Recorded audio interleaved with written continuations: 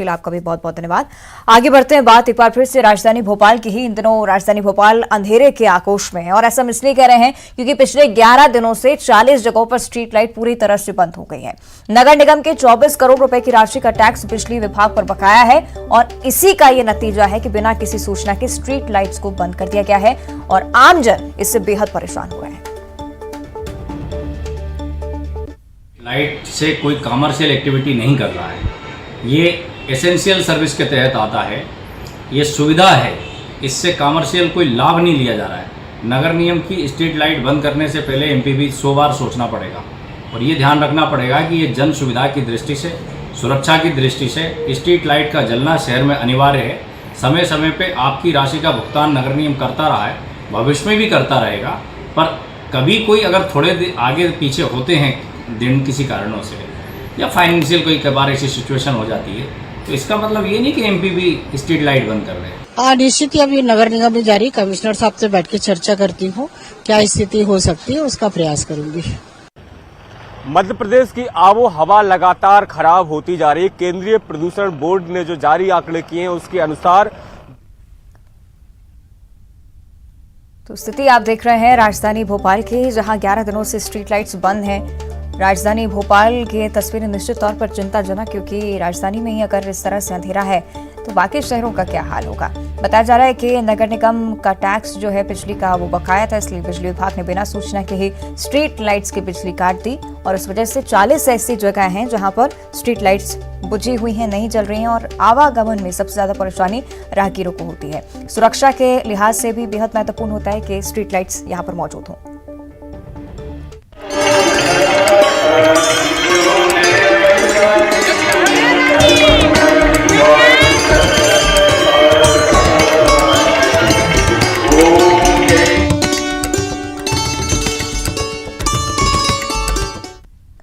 और आज कार्तिक पूर्णिमा है। आज के दिन पवित्र नदियों में स्नान और दान का बड़ा महत्व होता है।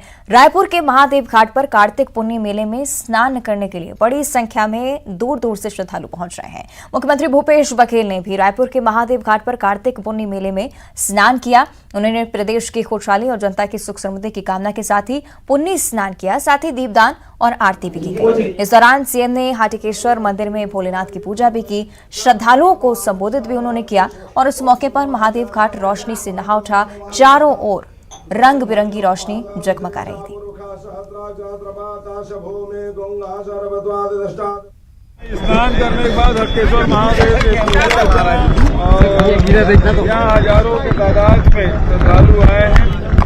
सभी को हमारे यहाँ धार्मिक परंपरा, सांस्कृतिक परंपरा, सामाजिक परंपरा के निर्वहन हम सब मिलकर करते हैं। आज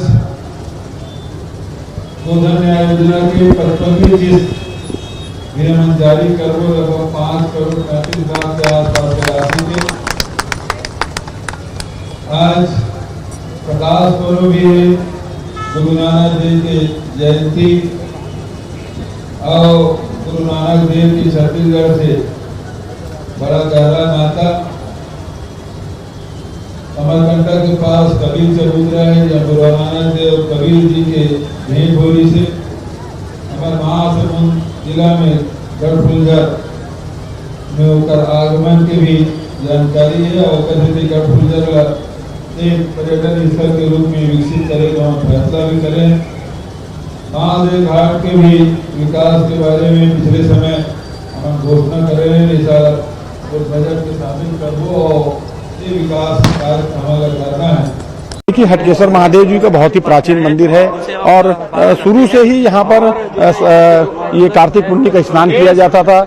मुख्यमंत्री साहब बाल्यकाल से यहाँ पर आते रहे और मुख्यमंत्री बनने के बाद पिछले 4 साल से लगातार जो इसको ऐतिहासिक से ऐतिहासिक बनाया जा रहा है। मैं समझता हूँ कि हिंदुस्तान का पहला ऐसा ये शहर होगा और ये ऐसा तट होगा जो कार्तिक पुण्य के नाम से जिसको बहुत एक धरोहर के रूप में देखा जा रहा है, क्योंकि मुख्यमंत्री जी जब बाल्यकाल से यहाँ आते रहे और मुख्यमंत्री बनने के बाद उन्होंने इन 4 सालों में इसको ऐतिहासिक से अच्छा बनाने का सोच लिया था। मैं समझता हूँ छत्तीसगढ़ राज्य बनने का सपना जिन लोगों ने देखा था, आज वो सपना मुझको लगता है साकार होते नजर आ रहा है। और कार्तिक पूर्णिमा पर नरसिंहपुर में भी नर्मदा तटों पर श्रद्धालुओं का सैलाब उमड़ा। मां नर्मदा में स्नान और पूजा के लिए भगवान ब्रह्मा की तपोभूमि ब्राह्मण घाट, साथ ही चिकौली घाट, झांसी घाट, काकरा घाट सहित सभी नर्मदा घाटों पर आस्थावानों का जमावड़ा रहा।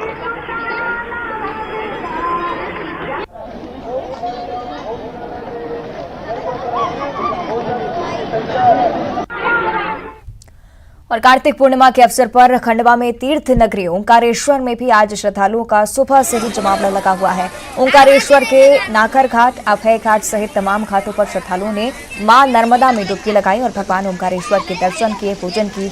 इसके साथ ही ऐसा माना जाता है कि कार्तिक मास में भगवान विष्णु जल में वास करते हैं। ऐसे में नदी में स्नान करने से व्यक्ति को वैकुंठ की प्राप्ति होती है और इसे मानसिक और शारीरिक समस्याओं से मुक्ति मिलती है।